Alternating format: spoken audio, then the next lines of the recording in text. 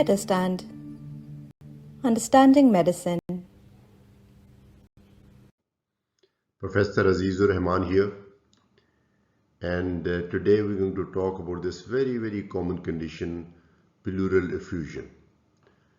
Now this may not be a full-fledged disease in its own right, but it's a condition which may be the result of many diseases, and you need to first of all be able to pick up this finding. There are certain symptoms, there are certain classical signs, and there are certain radiological signs, and you need to be aware of those so that you can pick up this condition that this patient has got pleural effusion. Then as a second step, you need to be able to understand the difference between two broad categories of pleural effusions, the transudative and exudative, because they have different etiologies. So that skill you need to have. And third, you need to be able to precisely diagnose what exactly is the cause of pleural effusion. And because pleural effusion may be one of the manifestations of infective process. It could be a manifestation of a neoplastic disorder. It could be related to kidney disease. It could be related to heart disease. It could be related to liver disease, and it could be related to some lymphatic disorders. So it's a very large variety of disorder where you can have pleural effusion. So I think this is a very good starting point, and let's examine this condition in more detail. What is pleural effusion? Normally we have a very small amount of fluid present in our pleural space, like we have in peritoneum, like we have in pericardium. So this fluid is only sufficient to keep both surfaces wet and lubricated. As such, this fluid is not visible on X-ray or ultrasound. But if the fluid is present in such sufficient quantity that it can be detected as free fluid, it would be called pleural effusion. So the definition is presence of abnormal amount of fluid in the pleural space. Now this, I think you know this, but let me explain. This is the structure. This is the sagittal section, and you can see no, this is not sagittal, this is frontal section. This is frontal section. You can see tracheal structure, and this is right lung, left lung, both are covered by pleura. And if you concentrate, this is actually the double layer.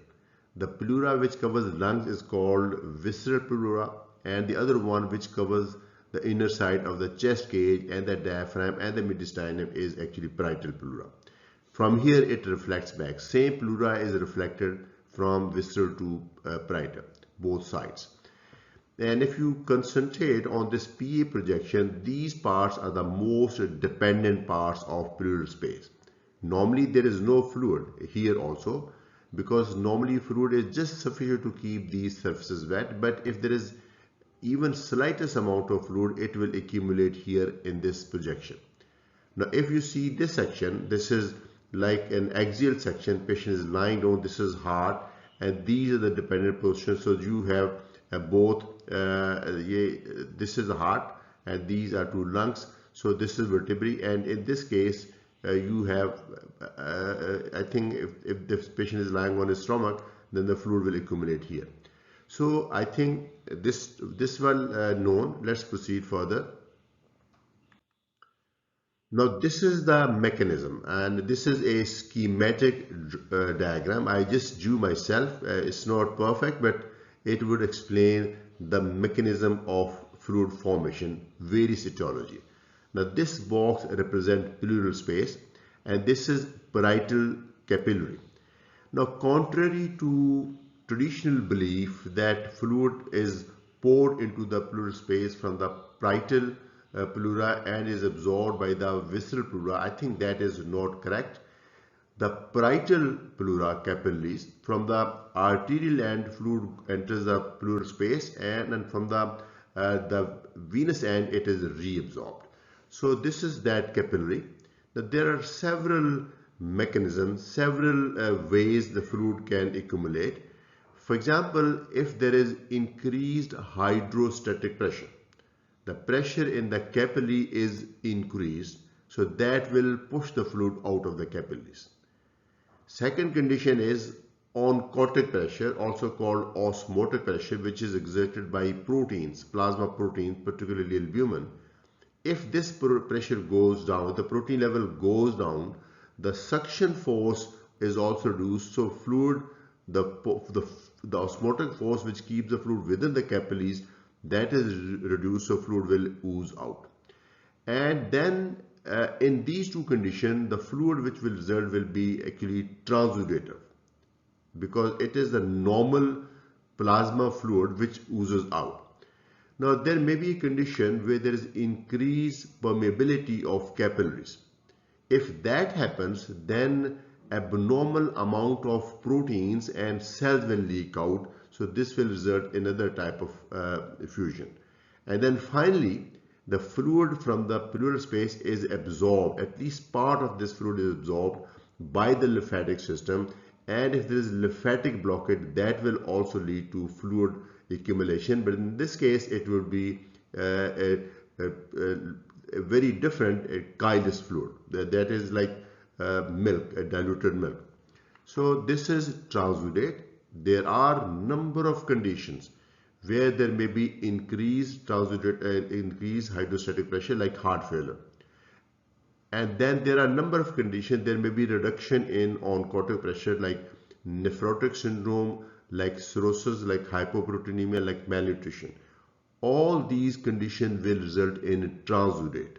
And I will explain in the subsequent slides what is meant by transudate. Those conditions where there is increased permeability, this will result in exudate. And again, exudate will be defined in greater detail in subsequent slide. But one basic difference is this is normal body fluid. This is body fluid with added proteins and some cellular contents. And then finally, if there is lymphatic block, there will be accumulation of fluid, but that would have chylomicrons. Chylomicrons are very, very small fat globules which are absorbed from the gut. So that will give rise to a very diluted milky appearance. So from the very appearance and the basic composition of the fluid, we can actually determine the cause. The mechanism at the same slide, actually in the text form, if there is increased filtration, this may be due to increased hydrostatic pressure or reduced oncotic pressure. This will result in transudate. If there is increased permeability, this would result in exudate. And if there is decreased absorption from the lymphatics, it would result in chylous fluid. Now, there is a fluid called chyliform. That is normal exudate, but later on, with the degradation of protein and accumulation of fats, I think both transudate and exudate can convert into something which resembles chylous, called chyliform. It's not exactly chylous. So that is a different type of pleural effusion. So these are the mechanisms. Classification: transudate is a normal body fluid just at a wrong place, or present in a place where it should be only just sufficient to keep the surface wet. It is present in sufficient quantities to be able to detect it, to be detected by ultrasound or X-ray. Exudate is inflammatory fluid, and that is rich in proteins and cell. So this is the basic difference. And there are some other difference I'll highlight in the form of a table. This is it. So basically, we can differentiate these fluids into exudates or transudates based on laboratory tests. That means the test of the fluid. This concept will be applicable to all body fluids, whether it may be the pericardial fluid or pleural fluid or peritoneal fluid or joint fluid. So all these fluids can be classified into exudate or transudate. Now, fluid and serum protein ratio more than 0.6. You know, protein is present in our blood, and if protein is present in the fluid also, and the ratio of fluid protein versus serum protein is more than 0.6, That basically means the protein in the fluid should be more than the protein in the protein, and I think more than half of. Yes, if the protein in the fluid is more than half, the 60% of plasma protein, one condition is fulfilled. And if the fluid and serum LDH is again more than 60%, 0.6 is the same as 60%. So fluid LDH contents are increased more than 200 or more than 60% of the plasma LDH. Now in these conditions, I think sometimes we have to determine serum protein and serum LDH also, because these values varies. So if these values varies, they would also affect fluid proteins, LDH and proteins. Specific gravity more than 1.016. That means if it is 1, that is just like water, but it is heavier than water. And high cell count. You know, normally in body fluids, there are very few cells, maybe up to 5 cells per microliter, but those cells are mostly lymphocytes. Normally neutrophils are not present, macrophages are also not present, monocytes are also not present, blood cells, RBCs are also not present, only just few lymphocytes, maybe 5, and almost all of them are lymphocytes. So this is normal, but in exudate, depending upon what is the type of what is the cause of this exudate. If it is acute infection, there may be neutrophils. If this is chronic infection, there may be lymphocyte. And if it is malignancy, it could be malignant cells. So some kind of cells may be present in exudate. Whereas in transudate, one simple word, none of these. If all these conditions are not met, so fluid protein is low, LDH level is low, specific gravity is low, of course more than 1, but less than 1.016, and cellular count is negligible, then it would be transudate. Now from theory it looks very simple, but in a real practice I think sometimes there may be difficulty. Now what if you fulfill one or only 2 criteria but other criteria are not met? So I think we have to make an overall judgment based on our the fluid examination and also the clinical. Now I'm going to emphasize on clinical aspects of exudates and transudate.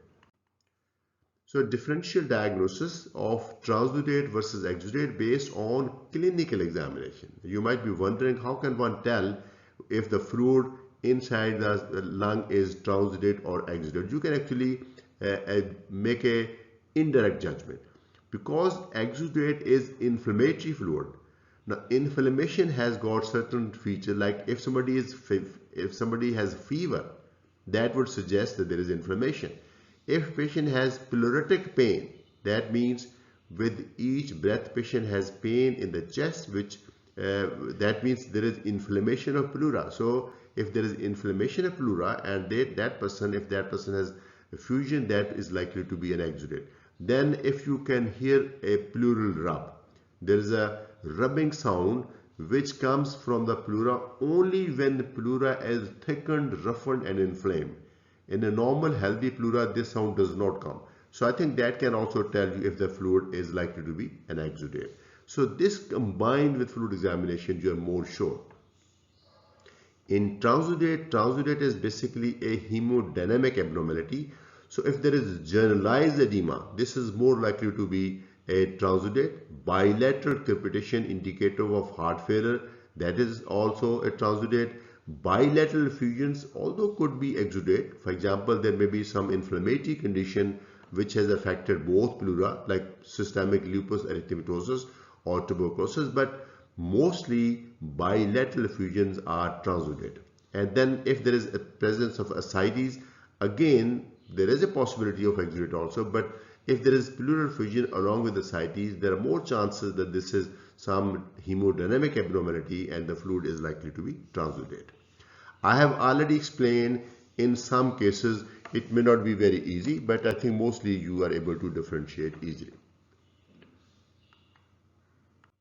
Okay, so now we are going to talk about their etiologies. And if you have transudate, it is like, for example, just few of them: cardiac failure.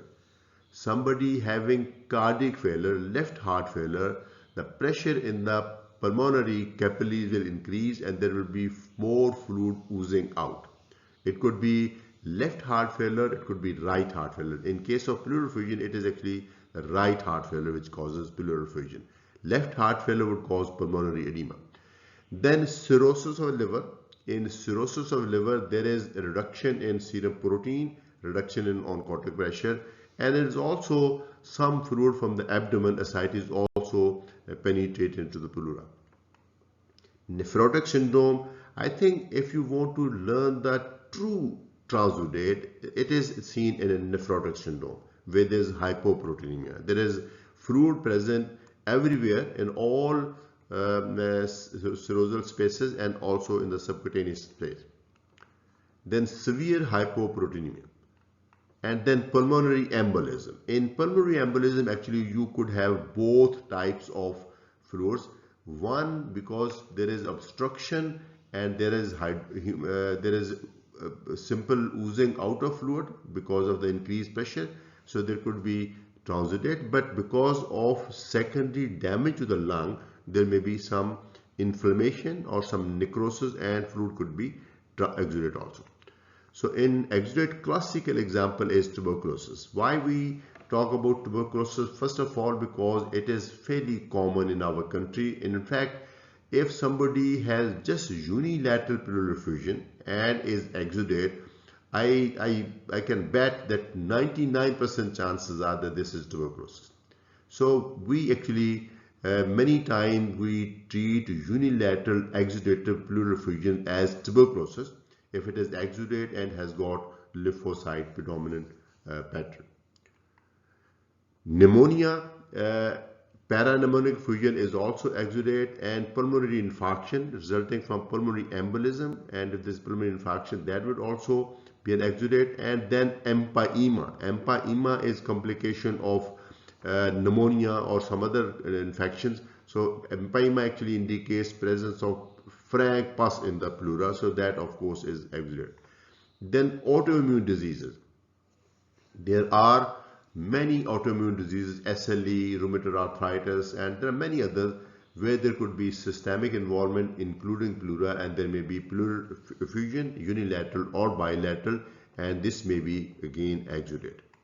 So cancer of lung or metastatic cancer, that may also cause exudate. So I have given you a fairly comprehensive list of transudates and exudates, and actually this is not complete list, but this would actually suffice for you.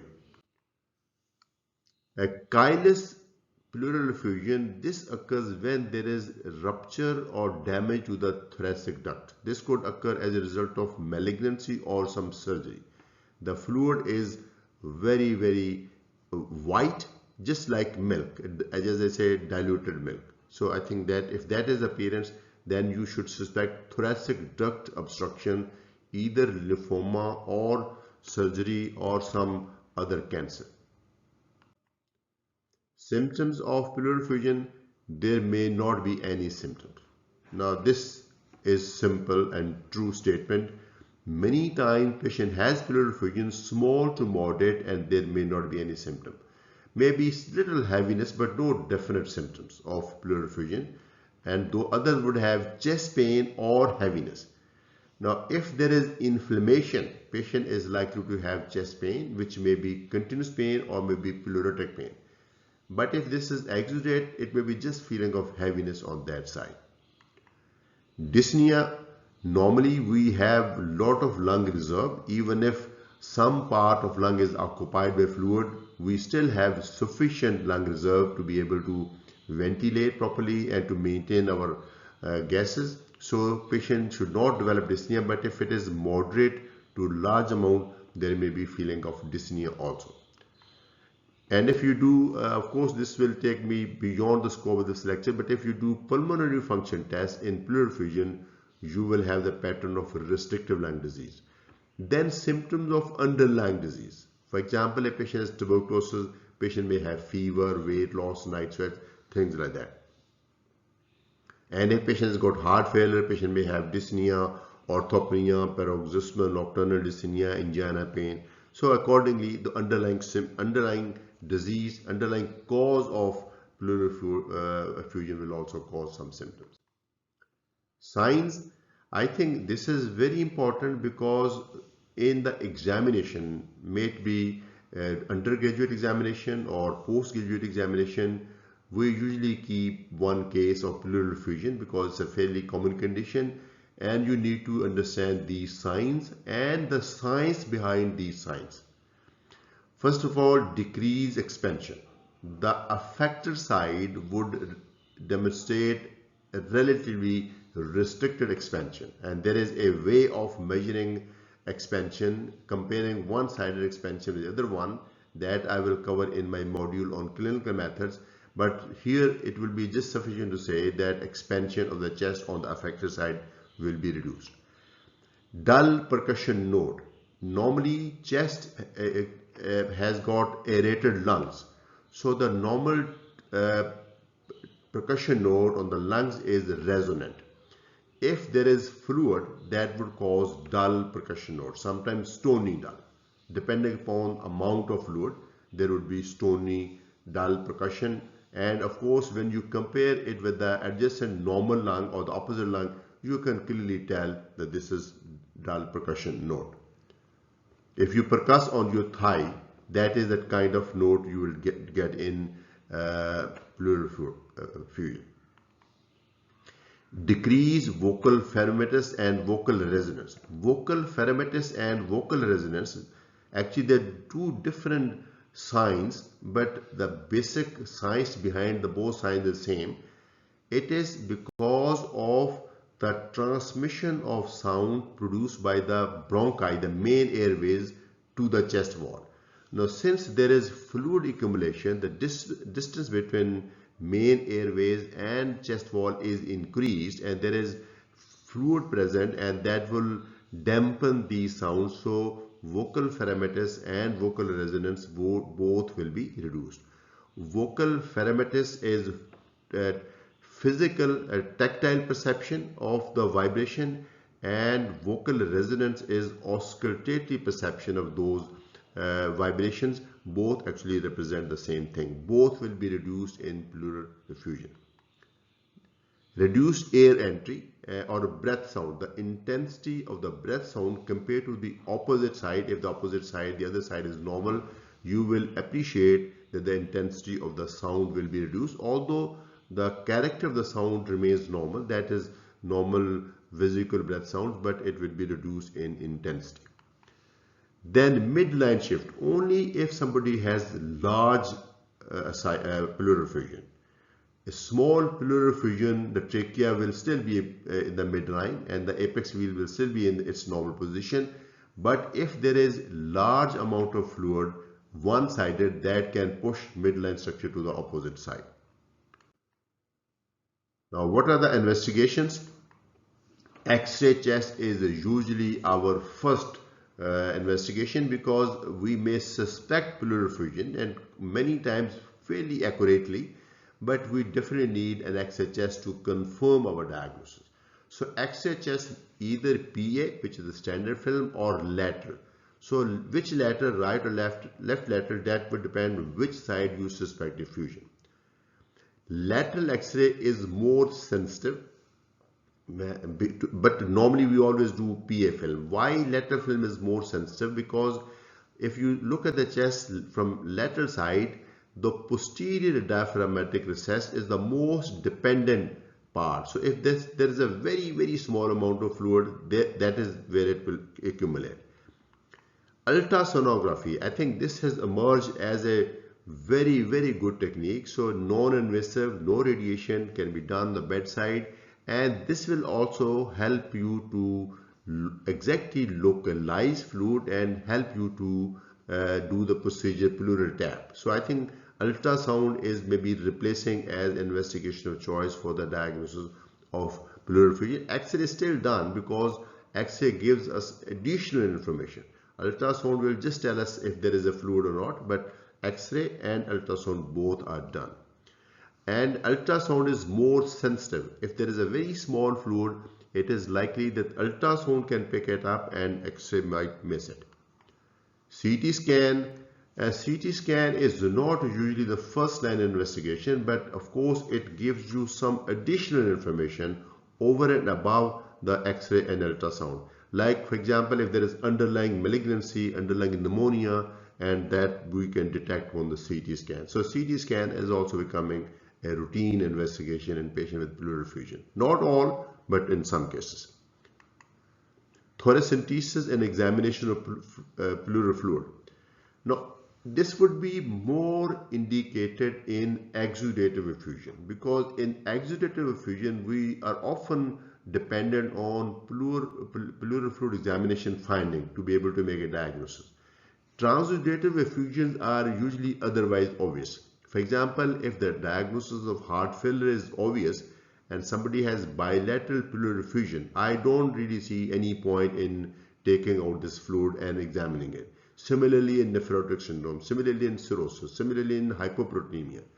In some cases, you might need it only if you suspect some additional pathology, but mostly it is not needed because diagnosis is otherwise clear. If it is unilateral effusion, more likely that you would need thoracentesis.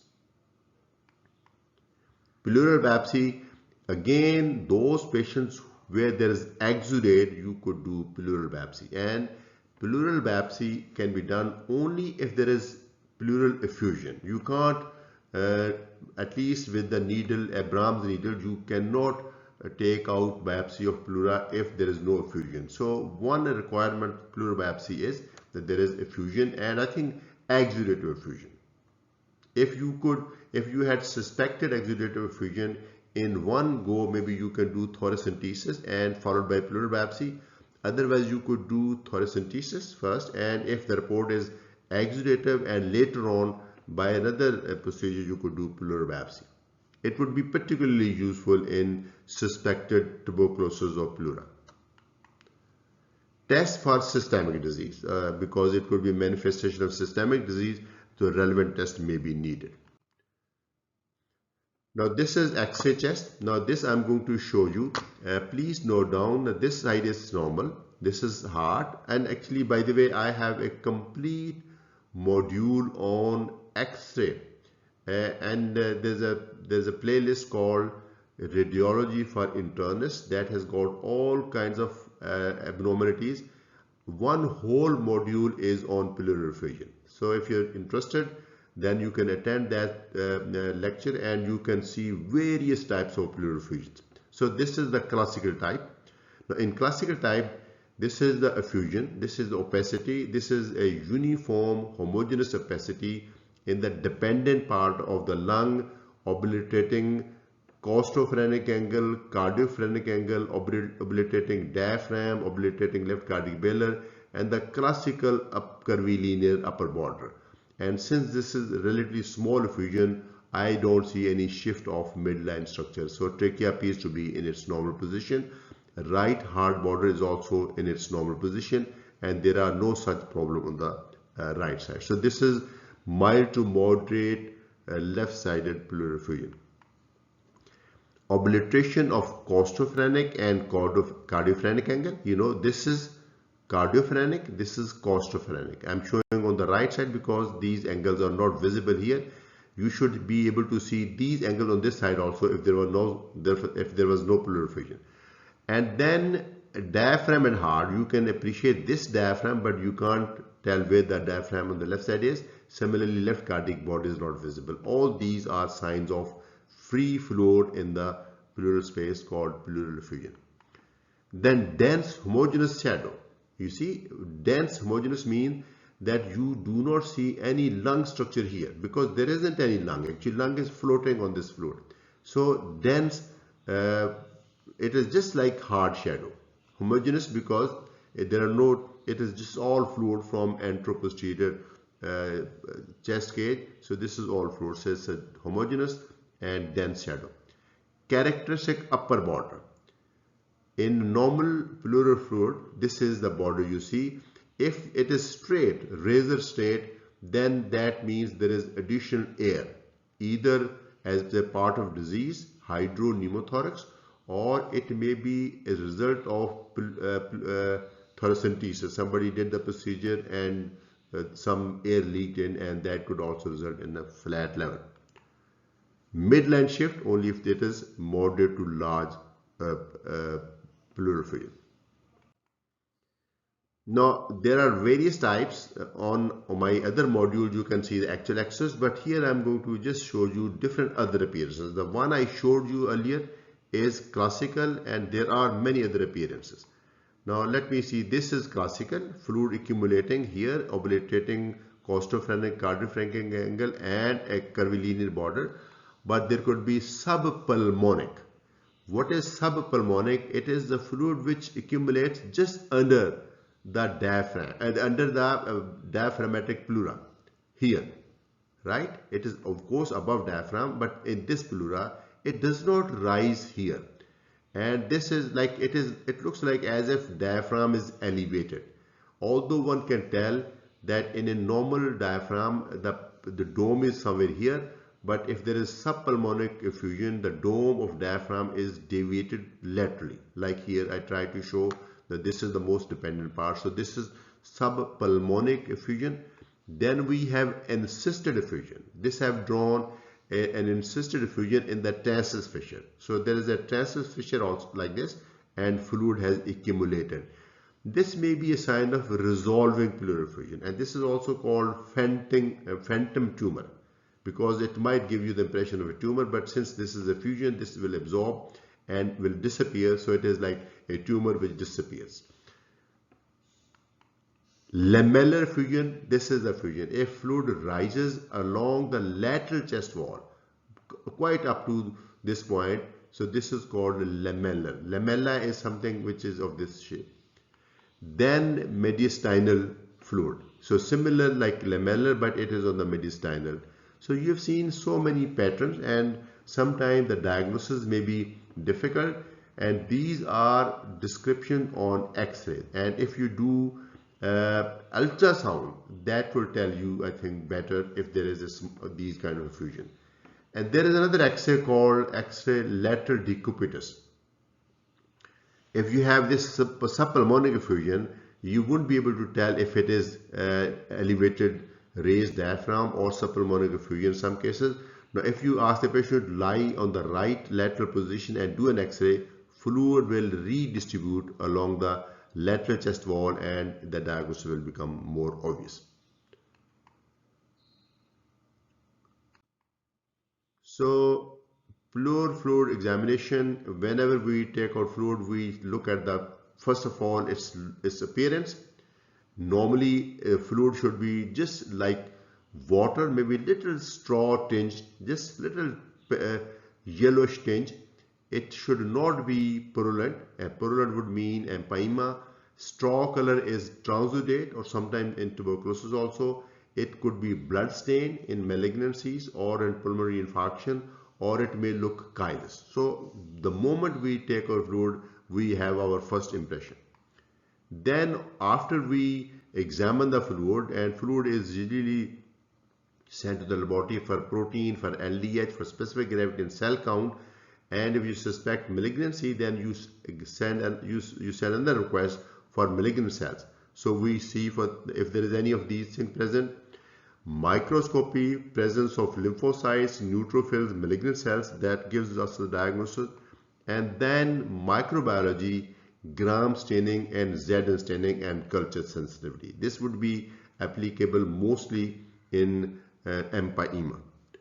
Zn stain is for tuberculosis, and mostly, even if patient has got tuberculosis pleural effusion, in less than 10% we are able to see Mycobacterium tuberculosis. So mostly diagnosis of tuberculosis is presumptive. Special tests, then glucose is done, pH is done, rheumatoid arthritis factor may be done, and amylase may be done. This would be applicable in pancreatitis, rheumatoid arthritis factor, and in rheumatoid arthritis related pleural effusion, and pH in empyema, glucose in infection, tuberculosis, and other condition. Pleural biopsy is done only if the fluid is exudate. It is very helpful in the diagnosis of tuberculosis and malignancy. In tuberculosis, on pleural biopsy, there are 60-70% chances that you will be able to see a typical granuloma, caseating granuloma, and in malignancy there's a chance, particularly in pleural malignancy, you may be able to do the pleural biopsy. So pleural biopsy has got limited actually application because diagnosis can be made with fluid examination and imaging tests, but in some cases pleural biopsy may be definitely needed. So that concludes the first part of pleural effusion. This was introduction, pathogenesis, etiology, clinical features, and X-ray appearance and fluid examination and classification into Transudate and Exudates. This is Professor Aziz-ur-Rehman from Medurstand. I really look forward to see you in my next lecture, and the next one is also going to be on pleural effusion. So it is recommended that after watching this video you join me there also to complete the module. Thank you very much, Professor Aziz-ur-Rehman from Medurstand.